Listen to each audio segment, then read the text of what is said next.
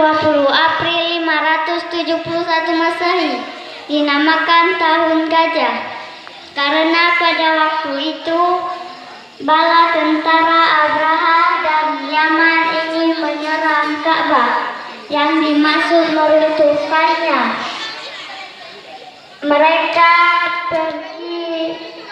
Mereka pergi mengendarai gajah.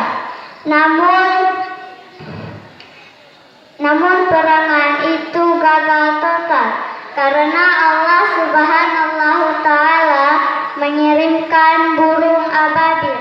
Terdapat di surah Al-Fil 1-5 ayat yang berbunyi A'udzu billahi minasyaitonir rajim.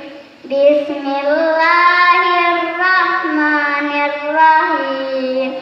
Alam tara kaifa fa'ala rabbuka bi ashabil fil.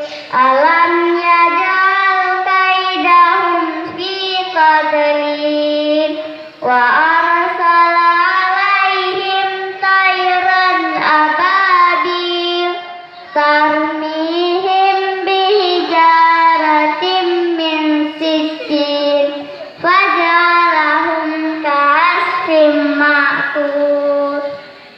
Dan setelah itu Nabi Muhammad SAW beberapa lama kemudian diangkat menjadi Rasul pada usia 40 tahun.